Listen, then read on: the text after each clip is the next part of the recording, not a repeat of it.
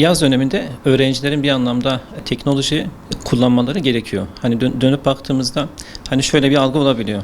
Yani öğrencilerin tümden hiçbir şekilde hani telefondur, tablettir, televizyona uzak kalması zaten mümkün değil.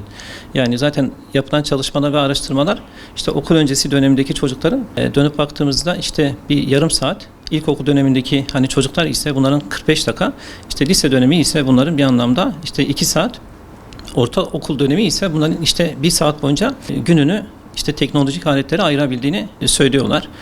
Ayırabileceklerini söylüyorlar. Çünkü hani hayat bir anlamda zaten teknolojisiz hani bir hayat olması, teknoloji hakim olan ülkelerin bir anlamda artık diğer ülkeleri yönetebildiklerini bilmekteyiz. Bunun dışında teknoloji bir anlamda ayarlı kullanılmalı. Teknoloji bir anlamda dengeli kullanmalıyız. Teknoloji eğer ki biz dengeli kullanmadığımızda teknoloji bizi yönettiğinde teknolojinin esiri bir şekilde olmaktayız. Peki teknolojinin esiri olduğumuzda ne oluyor? Orada aşırı derecede zaman geçirdiğimizde oradaki işte Reels videoların işte süresine baktığımızda birçoğu böyle çok kısa bir anlamda.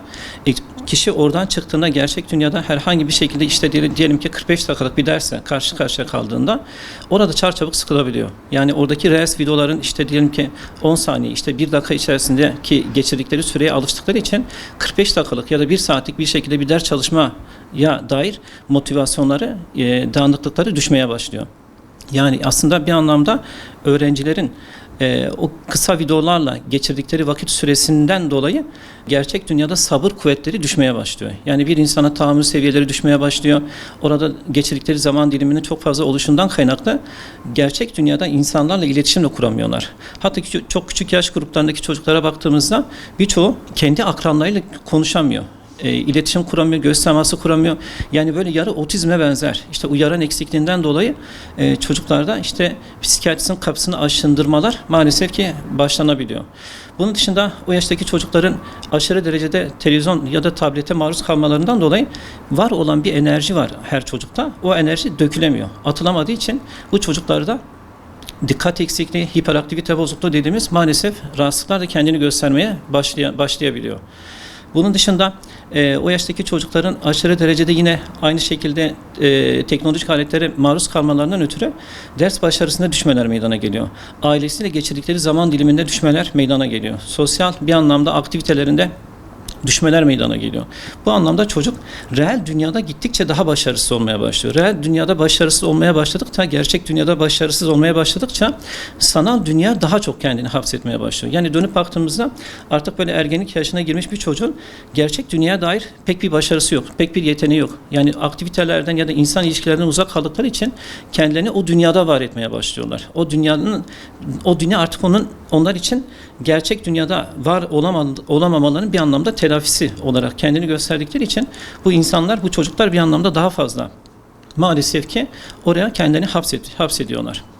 Tabii burada dikkat edilmesi gereken şöyle bir şey var. Dönüp baktığımızda anne babaların da özellikle bu devirde, hatta belki dede, nine, babaanne, anneanneyi de işin içine katabiliriz. Artık onların da son zamanlarda aşırı derecede teknolojik aletlere maruz kaldıklarını görebiliyoruz. Yani anne baba artık kendileri ayrı bir dünyada telefonla, tabletle uğraşırken çocukları ayrı bir odada, ayrı bir dünyada maalesef ki uğraşabiliyor. O yüzden yapılması gereken en temel şey aslında anne baba olarak, anne babaların da kendilerini bir anlamda anne babaların kendilerine çeki düzen vermelerinden sonra çocukları bir anlamda kontrol altında tutmaları önem arz ediyor. Bunun dışında bunun bir anlamda tutarlı olması gerekiyor. Yani anne babaların bazen işte misafirler falan geldikten sonra çocukların ekrana dair süresini artırabiliyorlar.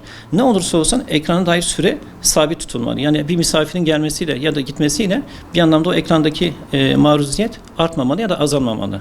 İşte dönüp baktığımızda teknolojik aletlerden tümden uzak kalmaları bu yaz saatinde zaten mümkün değil. Yani ne yapmak gerekiyor? Sınırlı ve süreli bir şekilde, kontrollü bir şekilde bu çocukların teknolojik aletlerle de bir anlamda işte bir parça olmaları gerekiyor.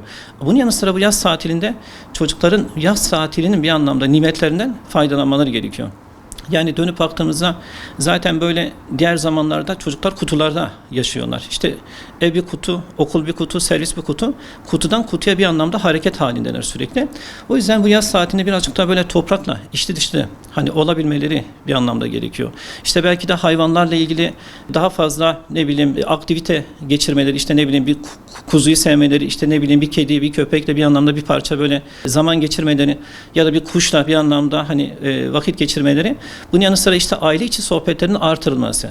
Bunun yanı sıra işte belki ailecek beraber işte piknikler yapılmalı, aktiviteler yapılmalı. Bunlar bir anlamda gerçekleştikçe zaten çocukların teknolojiye olan ihtiyaçları gittikçe zaten kendiliğinden azalmaya başlıyor. Yani şöyle düşünün. Biz yetişkinler olarak bile teknolojiye çok fazla bağımlı olsak dahi bir ortama girdiğimizde, sohbetvari bir ortamsa, kendimizi bir anlamda ifade edebiliyorsak, konuşabiliyorsak, insanlar böyle bir muhabbet ediyorsa, o esnada bir anlamda elimizdeki telefonları unutabiliyoruz. Yani telefona aslında ihtiyaç duymuyoruz.